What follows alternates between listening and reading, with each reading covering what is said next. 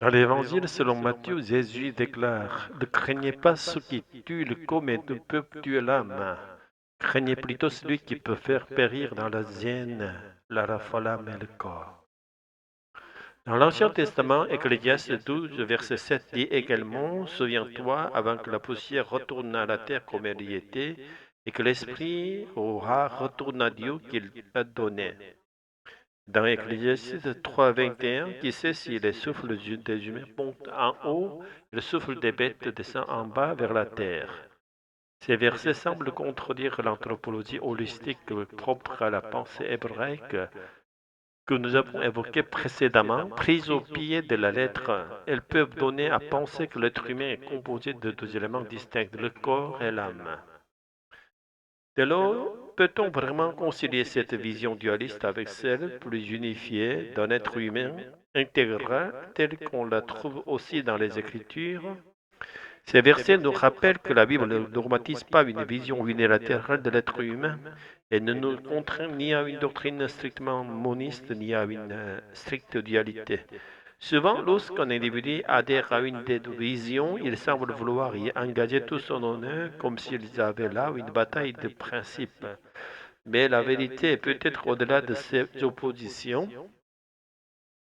Cela dit, d'un point de vue civilisationnel, il est utile de discerner quelle culture tendait vers une vision unifiée de l'être humain et quelle autre favorisait une approche dualiste, mais cela ne doit pas donner lieu à des affrontements d'ego entre partisans de l'une ou de l'autre vision.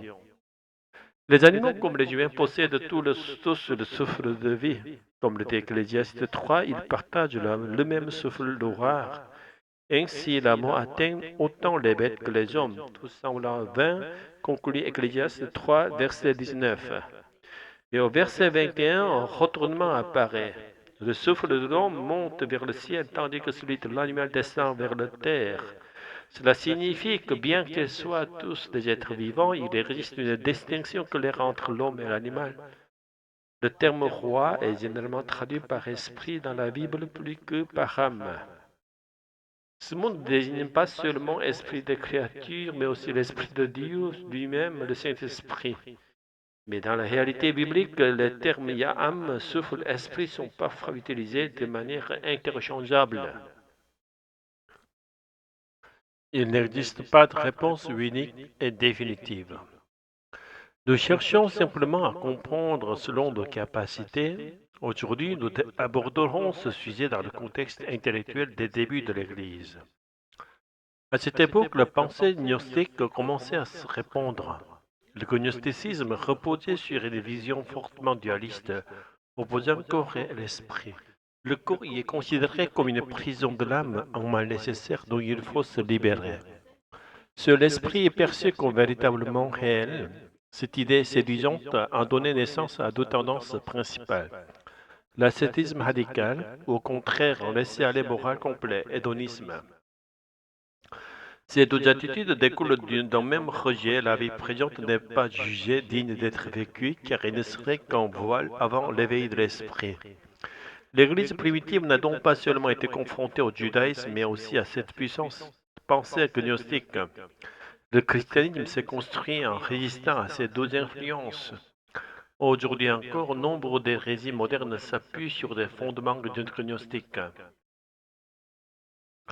D'un point de vue chrétien, l'espérance du retour de Christ n'est pas une fuite vers un paradis désincarné, mais l'attente d'un royaume de Dieu éternel qui viendra ici-bas. Il ne s'agit donc pas de rejeter la vie présente, mais d'en attendre l'accomplissement. Et cet accomplissement concerne à la fois cette vie et la vie éternelle à venir. Ce n'est pas parce que nous avons l'âme, le souffle et l'esprit que nous nous orientons vers Dieu, mais c'est parce que notre fin dernière est en Dieu que nous sommes capables d'aspirer à plus. Nous sommes des êtres orientés vers Dieu, destinés à entrer en Dieu et à vivre l'éternité. Et c'est parce que nous avons reçu la vie éternelle que paradoxalement nous pouvons vivre cette vie présente selon la volonté de Dieu, chose que nul autre être craint ne peut faire.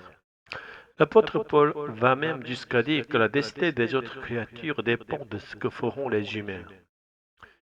Car la création elle-même sera délivrée de l'esclavage de la corruption pour avoir part à la glorieuse liberté des enfants de Dieu.